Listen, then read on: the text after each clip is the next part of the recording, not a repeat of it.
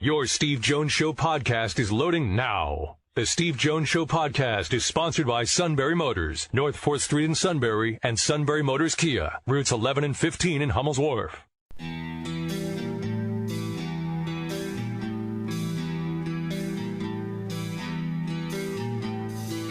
Sports talk where your voice counts. This is the Steve Jones Show on News Radio 1070 WKOK. Now, from the Sunbury Motors studio, here's Steve Jones.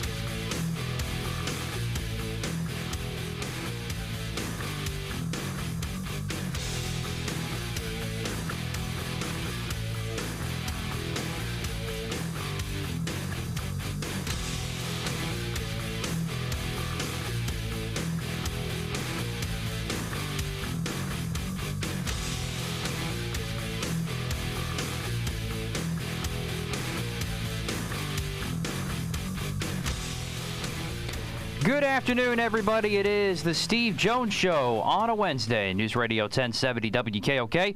Matt Catrillo here with you. Steve will soon be there in the Sunbury Motors studio. Sunbury Motors, 4th Street in Sunbury. Sunbury Motors Kia, routes 11 and 15 in Hummel's Wharf. And online at sunburymotors.com. Ford, Lincoln, Kia, Hyundai, all new pre-owned inventory. All at Sunbury Motors, 4th Street in Sunbury. Sunbury Motors Kia, routes 11 and 15 in Hummel's Wharf, and online at sunburymotors.com. What a performance last night from Giannis, as it's been kind of talked about throughout the day today. First of all, of course, he had the big block in Game 4, and he certainly continued his tremendous willpower and really did will this team to their first title since 1971. I mean, that's what you saw in his play, especially in the second half last night. Yeah, we had a power outage here. So. Oh. Sorry about that. Oh, no big deal. Did you get storms out there? Have to reset. Yeah, we just had to reset everything. So, no big deal. Well, Giannis is not resetting, that's for sure. No, he's not, and you know what? I think it's time we pay a tribute to, he and Middleton have stayed together for 8 years. Now, Middleton was a second-round pick. He's a G League guy. But,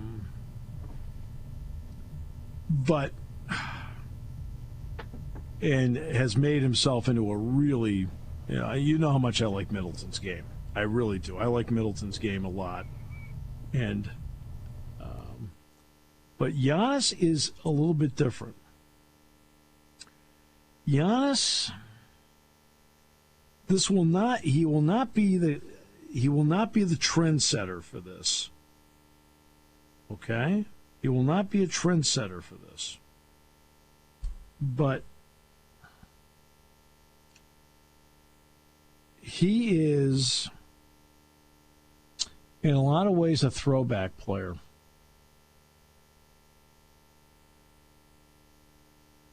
Do you ever hear, let's see, let's start with this. Do you ever hear about Giannis and No Lord good! Manning? No good! Okay. I don't know what that's about. Have you ever heard about Giannis with load management? Ever? When does, now, Giannis will miss games because he's banged up or hurt, but he plays. He plays. You don't hear a lot about load management when it comes to, if anything, about load management when it comes to Giannis. You don't. He plays. Okay. What about the ability to stay with the team? How about that one? He could have, gone someplace else off season. He could have taken a lot of money, but he took the deal from Milwaukee because he wanted to stay. He wanted to finish it out there. Who does that? Who in the NBA does that right now? Anybody? I mean, every time you turn around, somebody's trying to get themselves out of whatever situation they're in. He's the one guy that stays with his team, and he and Middleton together 8 years. Which teammates are together for 8 years? You have to do, obviously, what is best for you. There's no getting, okay, I understand that. But let's be honest about it. I mean, this guy is a little bit different in terms of how he's approached it. Now, has he made his money? Yeah, he's made money. I mean, he's made $81 million in the NBA. But you know what? Giannis didn't start making any money until 2018. I mean, big money. I mean, you know what he made his rookie year? 1.7. His second year, he made 1.8. His third year, he made 1.9. His fourth year, he made a shade under $3 million. Then the big money kicked in. 22.4, 24.1, okay, 25.8. This year it was 27.5. Next year he's making 39. The year after 42, 45, 48, 51 at the end. Which is, by the way, the 51 at the end is a player option. He signed a 5-year, $228 million extension. He could have signed with somebody else. But he has signed 2 extensions with Milwaukee, a 4-year deal and now a 5-year deal, to stay in Milwaukee. Not to go to Los Angeles, not to go to New York, not to go to Chicago. He stayed in Milwaukee. And he plays. This is not a load management guy.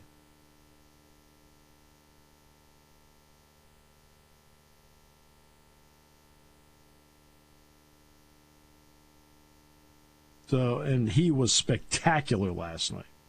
Just spectacular. It was great the entire series. 30 points. I mean, in the playoffs, he had 30 points, 13 boards. Wow. He was great. Passed. Hit his free throws. He hit his free throws last night, which doesn't usually happen. He's not a great outside shooter. I mean, obviously. I mean, you look like I've mentioned before, and I've talked about this before. I mean, he has limits to his game.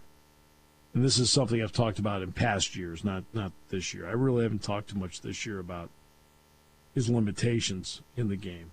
But in other years I have.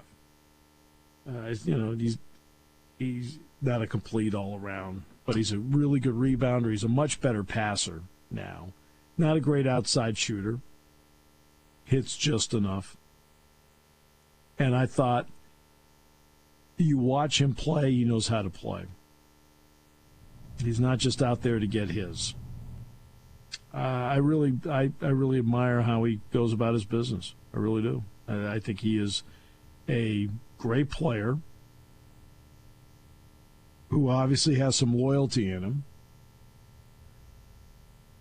Obviously works very hard. Oh, and by the way, shows up to work all the time. Interesting player these days, isn't he? And not afraid of the moment. Earth to Ben Simmons. 59% free throw shooter. Not afraid. And he's 17 of 19. That is a massive response to the pressure. That was my biggest takeaway. It is, but yeah, and he's 26 now, so he's grown into that. But I mean, let's be fair. What's been the biggest criticism of Milwaukee? Early exits in the playoffs. That's been their criticism. Now they can't get over the top. They need somebody else, and it's and he's part of that. I mean, he knows that. Now he's grown into it. You look at 2 years ago, he only shot 49% from the field in the playoffs, 54% at the line. That was 2 years ago when they made their second deepest run. See what I'm saying? Sometimes you got to grow into it.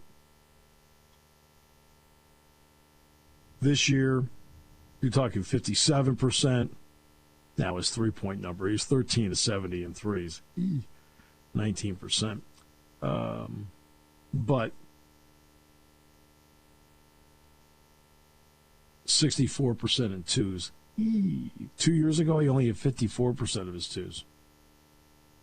See what I'm saying? Sometimes you got to grow into it. He grew into it.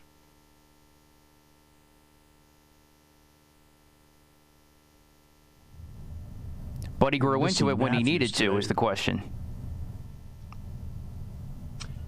Yeah, and this year he did, yeah. Again, the criticism has been that he hadn't to this point. See what I'm saying? Sometimes you got to grow into it. Just now, is Giannis a better player than Ben Simmons? Yeah, of course he is. Well, who would you rather have, Ben Simmons or Giannis? Of course you're going to say you'd rather have Giannis. Okay, I mean I'd say that in a heartbeat.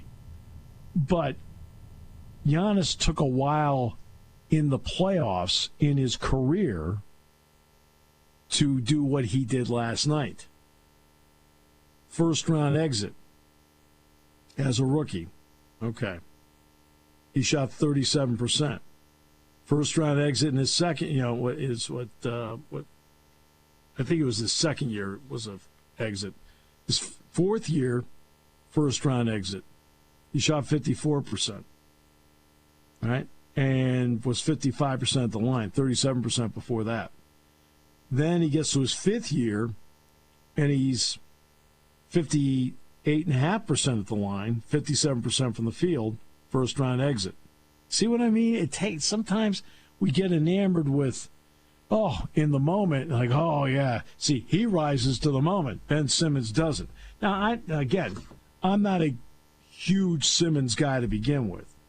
And Giannis is a much better player, even though they play different positions. But it took Giannis a while to do this in his career. When they finally did advance in 19, he only hit 49% of his shots. He only hit 54% of his free throws. That was 2 years ago.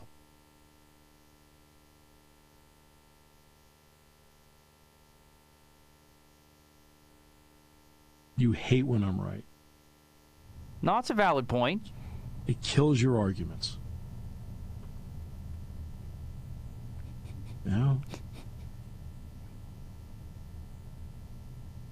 You go home angry, yelling. Why is Daddy so mad, Mommy? He had a bad show.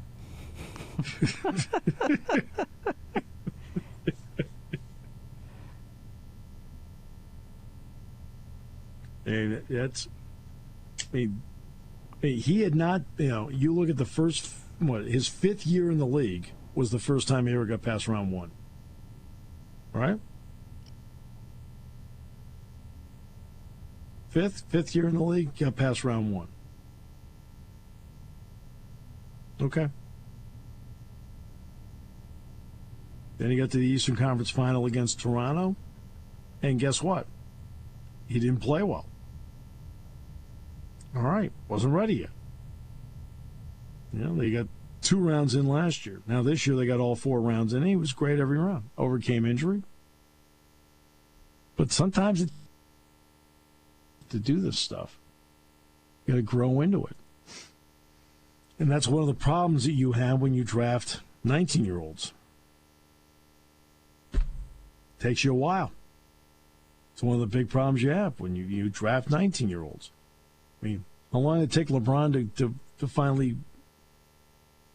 How long did it take LeBron to win his title? Right? And what was the big knock on LeBron? The big knock on LeBron early on in his career is that he wasn't good in the playoffs.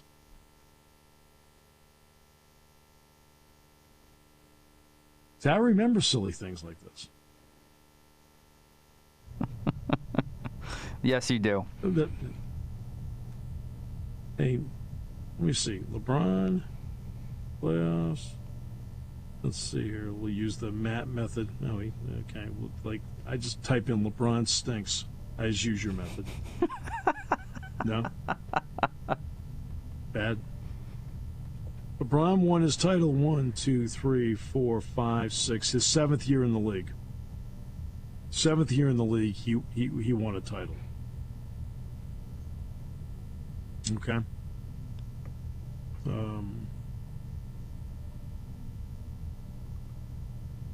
Took him a while. Back to even further back than that. 7th year, that 7th time in the playoffs. Let's see, so 12 is when he won his first title? So that would be 1, 2, 3, 4, 5, 6, 7, 8. His 9th year in the league, he was on a championship team. 9th year in the league. Now he has 4 of them. But 9th year in the league, he won. Sometimes it takes a while. And the early playoff exits, to be honest with you, when he was at Cleveland, when he was a kid, he was okay. He wasn't great. I'm talking about playoffs. He was okay. But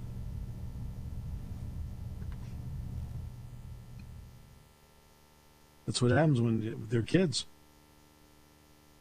When they're kids.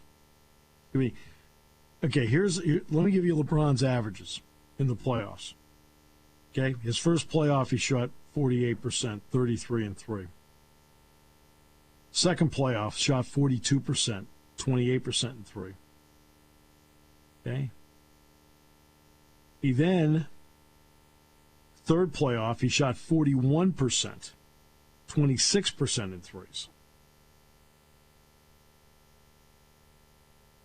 See what I'm saying? It just, sometimes it takes a while.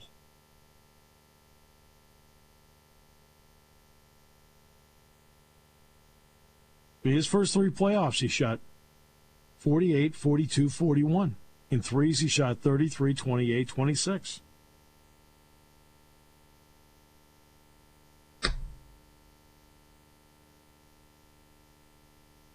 Because the guy has done so much, people forget all of this. They forget it.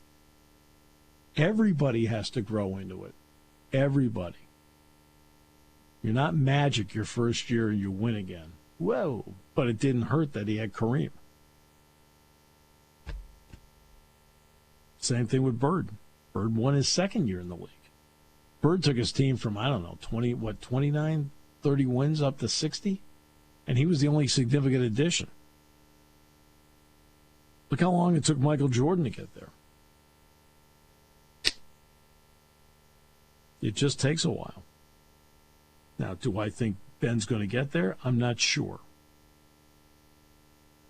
But logically explaining this ruins Matt's day. That's why I did it.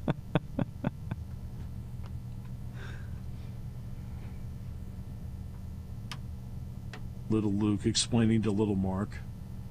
Sometimes Daddy comes home angry. All right, back with more in a moment. When it comes to car buying, there's the other guy's way, and then there's the SMC way. The other guys force you into a vehicle you really don't want. The Sunbury Motors way lets you take the time you need to browse, ask questions, and take the test drive and think on it. For over 100 years, the Mertz family and all their employees have made your experience the most pleasant one you'll ever have. The other guys won't offer you the best price for your trade, no matter how much they say they will. The SMC way is their promise to provide you with the most money the market shows your vehicle is worth. The SMC way is to offer you all applicable factory rebates on new vehicles and generous discounts. Looking for a pre-owned vehicle? The SMC way checks each vehicle in a 200-mile radius to determine the lowest price, then beat it. It's the lowest price promise, just part of the SMC way. The choice is up to you, the other guy's way or the SMC way. The SMC way wins every time. Sunbury Motors Company in the North 4th Street Auto Plaza, Sunbury, and at sunburymotors.com. Selling more cars and satisfying more customers for over 100 years. Taking your calls at 800-795-9565. This is The Steve Jones Show on News Radio 1070 WKOK. Now, from the Sunbury Motors Studio, here's Steve Jones. Sunbury Motors, 4th Street in Sunbury. Sunbury Motors Kia, routes 11 and 15, Hummels Wharf, and online at sunburymotors.com. Ford, Lincoln, Kia, Hyundai. Great new inventory. Fabulous pre-owned inventory. On Sunbury Motors, 4th Street in Sunbury. Sunbury Motors Kia, routes 11 and 15 in Hummels Wharf, and online at sunburymotors.com. Before I get to Missi Matthews, I don't know if you saw this, Matt. Space Jam 2, A New Legacy, which is out now. It's LeBron James movie, which, by the way, evidently has not had great reviews. It's been okay. As of right now, guess where it's not released? Where's that? China. I China wonder why. Has not released the movie. Interesting. It is because we go back to nearly 2 years ago, and when how LeBron reacted to Daryl Morey and his tweet about Hong Kong. And it's interesting. His movie, as of yet, has not been released in China. That's one of those you step back and, at least for the moment, say, wow, really? All right. Well, no such issues with Missi Matthews from Steelers.com. Missy, welcome. Great to have you with us on the show. Thank you so much for your time. Hi, thanks for having me. I just apologize in advance. My voice is a little raspy. I'm trying to fight a summer cold as we, start training camp, and we'll be doing a lot of live programming, so hopefully it's better soon. It'll be fine, and thank you so much for giving us the time, and you'll feel better in a short period of time. Going into this camp, give me a little 3-line checklist that you're going to be watching for in the first week to 10 days. Ben Roethlisberger, the arm. How does he look throwing the ball? I'm not so concerned like everybody else of his physical physique. If Ben feels good, it's going to depend on how that arm is. Yep. I think it will be interesting to see Melvin Ingram. What are they going to do in terms of that outside linebacker depth? Alex Highsmith making that year 2 jump. What else happens? And with TJ Watt, the contract situation, that everyone is going to want to know about that as practice kicks off tomorrow. And then I think the secondary, there's a lot of unknowns with the loss of Mike Hilton, Steve Nelson, a lot of tinkering that will be done, a lot of young guys who are going to have opportunities. So I think there is plenty to watch and try to figure out as camp gets started. So let's get to the part about Ingram. Late in the game signing, guy that's really had a terrific run at it with the Chargers until obviously last year. Right. What do you think about that signing and the possibility of him playing opposite T.J. Watt?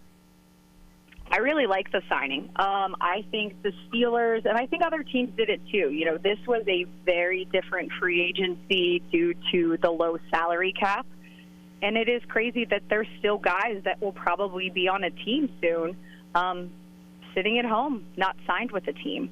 I think a lot of, team executives foresaw that happening. I know the Steelers president, Arnie II, said, even in January or February, this is just going to be a weird offseason because everybody wants to know what's going to happen. Guys want big contracts. I think it's kind of like the Juju Smith-Schuster situation where did he get the long-term big deal that he wanted? No. But was it smart for him to come back to Pittsburgh and an offense that he knows with a quarterback that he knows?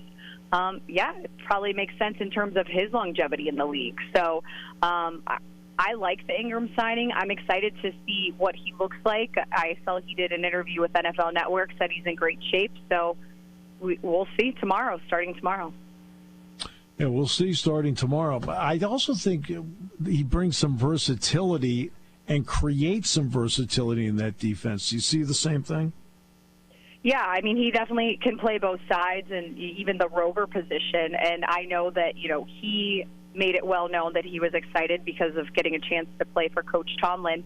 and Coach Tomlin and the Steelers staff, I think it was Ingram's first year at the Pro Bowl, the first year he was a Pro Bowler, was when the Steelers staff coached the AFC. And Coach Tomlin is all about those relationships. Joe Hayden's somebody that he got to know in the pre-draft process when they were looking at Marquise Pouncey. There's always a backstory in terms of how Coach Tomlin knows somebody or something he remembers about them. And maybe they end up crossing paths, maybe they don't, but I think maybe that, also played a role into it as well. And clearly they were on the hunt for adding another guy there at outside linebacker. All right, so now let's get to the first two picks, Harris and Pat Freiermuth. We'll go with the Penn State guy first. Might as well go with the guy I personally know. Yeah. And that's Pat. What do you see his potential to be within? Now, it's going to take anybody a time to work their way in to do this, although Pat's relatively mature. But what do you think about the kind of role he can fill for them in the offense? I mean, I think a two tight end set, the Steelers have had issues in terms of utilizing a tight end how I think they would want to since Heath Miller retired. There's been some guys they've brought in that have not panned out. Obviously, Vance McDonald was very close with Ben Roethlisberger and somebody that, was not afraid to block, not afraid to be physical. And then he retired this offseason. So I think for Freiermuth, I think he has every opportunity under the sun to prove himself. He comes with the college resume of being a red zone threat, fits the prototypical size. And, he told us numerous times since he's been drafted, he likes to catch, he likes to block, he likes to be, an all-around tight end. So I think, the sky can be the limit for him if he can prove himself and stand out, starting with these practices. All right, now the running game. The running game was not productive last year. They went first round. How anxious are you to watch how this plays out? I mean, I had a chance to interview in person Najee Harris soon after he signed his contract. And, you read the stats, you see him play, you see him on video. But then when you see him in person, you're like, wow, you are a big back. And even just, from the time of rookie minicamp OTAs, really when they got to minicamp and they were able to do a little bit more in terms of the NFL rules as a team, the 7-on-7, 11-on-11, just how he operates in terms of, the individual drills that he's doing with just running backs. He's the real deal. And a lot of people say, oh, you shouldn't just go all in at first. It's a rookie. But I think his college resume obviously helps. And then just the fact that his running backs coach, Eddie Faulkner, here in Pittsburgh, has already said the problem with Najee is getting him to turn it off, telling him to go home, even if it's just watching film. This is a guy that's a workaholic who loves the game of football. And even the weekend of the draft, he, drafted on Thursday night, took a red eye, flew to Pittsburgh, went through the media gauntlet, and they were supposed to go out to dinner, and he told the running backs coach, well, let's just watch a little bit of film before we go, and that's just the kind of guy he is. So I think everybody is hopeful that he is going to rejuvenate this run game that I think the past 2 years really has been an issue and that everybody has made known it needs to get fixed. Obviously, last year did not take a step in the right direction. So hopefully he can really help the Steelers do that this year. What can he mean potentially to Ben Roethlisberger? It can mean Ben has more options. Ben doesn't have to sling it. Ben doesn't have to do too much, perhaps. And I think it just makes them a more balanced offense. The non-predictability is, what everybody has been the buzzword of the off season of, not being obvious what they're going to do. It was even with, when Le'Veon Bell was here, you knew they were going to run it, but you knew that you were going to have a hard time stopping him. And I think that's what Najee Harris will hopefully bring to the Steelers offense. Okay, so now you get to the defensive side of it. When you look at the secondary, especially in today's game with so many nickel and dime packages, can the Steelers be competent in nickel and dime packages based on the current personnel they have?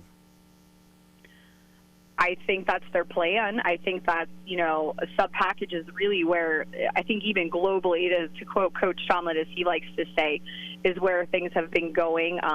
But I do think Mike Hilton was a big loss for the Steelers.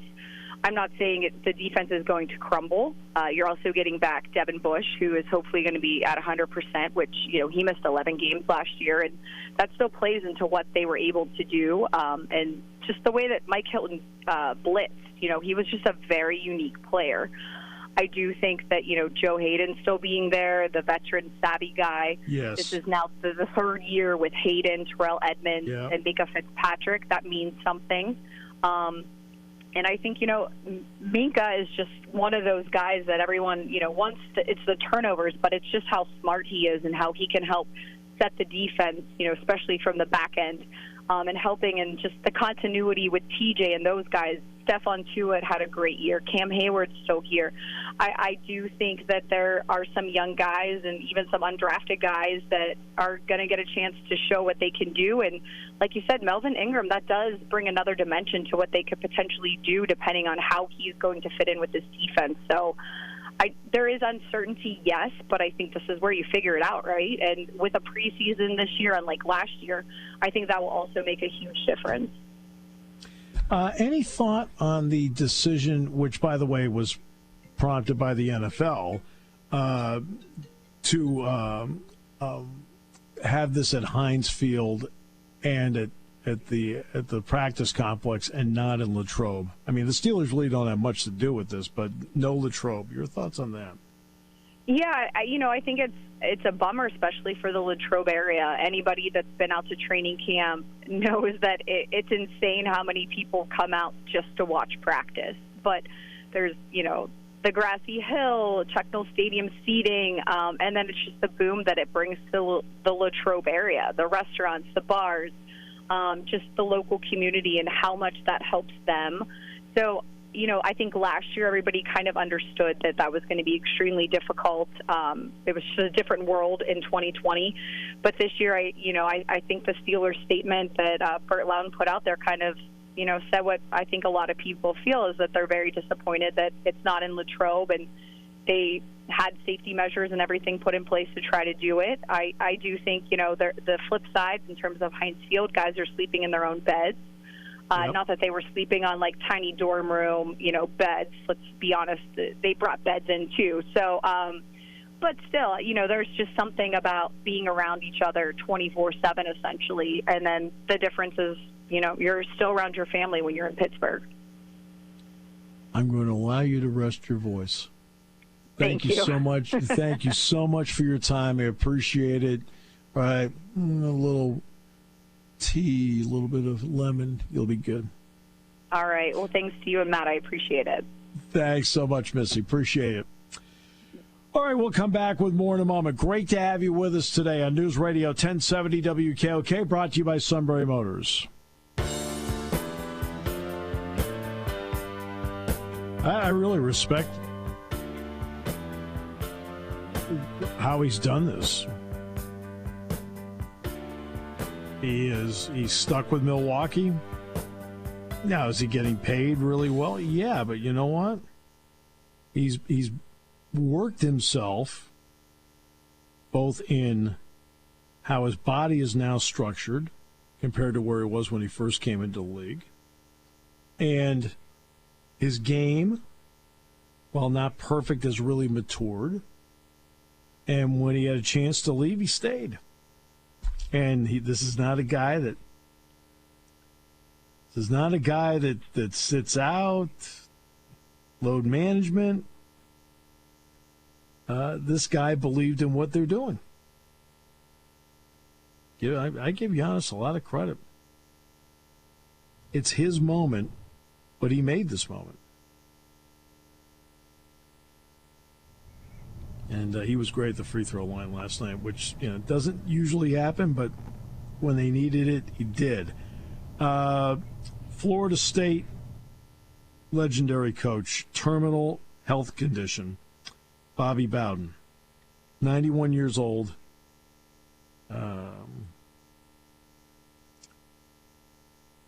He was diagnosed with a terminal medical condition. They confirmed it. He says, Ann and our family have been life's greatest blessing. I'm at peace. So, Bobby Bowden, whatever the condition is, it is terminal.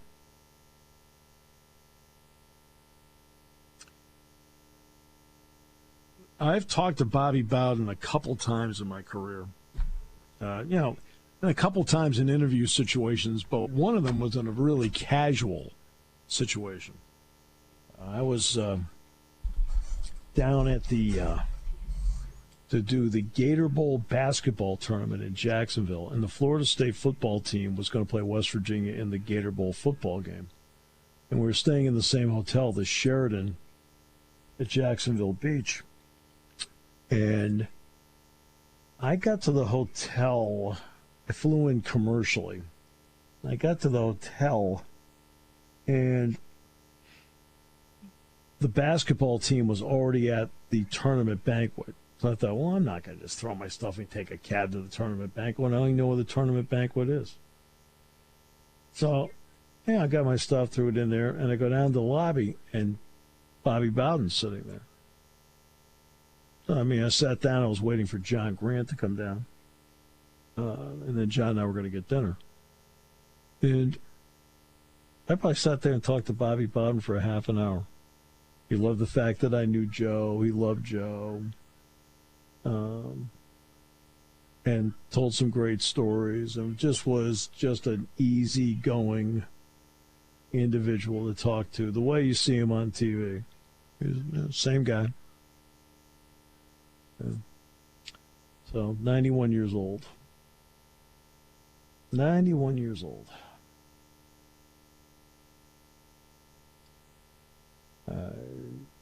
But, whatever the condition is terminal, but they haven't said how advanced it is, so I don't know. But that's one of the stories right now. The U.S. women's soccer team lost today, opening round, to Sweden in pool play. Remember in 2000, now it's they had won, 44 in a row. Remember in 2008 in Beijing, they lost to Norway in the opener 2-0 and still won the gold medal.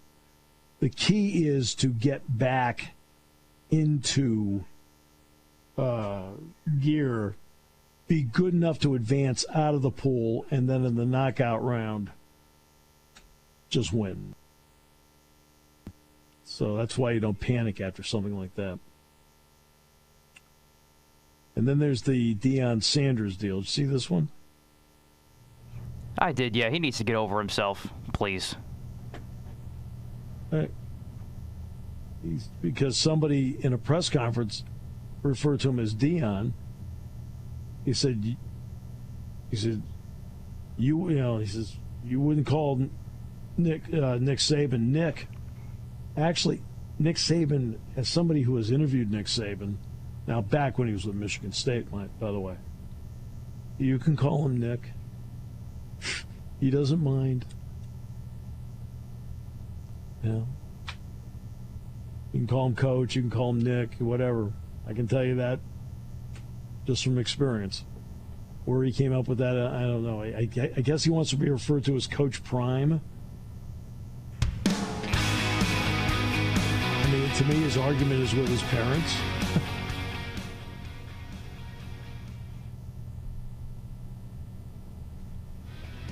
So, Alex, how does Nick Saban like to be addressed? I responded just about anything. I've been called just about everything Saban said. Said it's not something that's very important to me. I mean, it's interesting. In my class, I have students will send me notes, Professor Jones, Mr. Jones, things like that. I always tell them right away, first thing right out of the gate, call me Steve. That's my name. No big deal. All right. Now, we have to refer to him as the suit His Highness. but everybody has their own idiosyncrasies.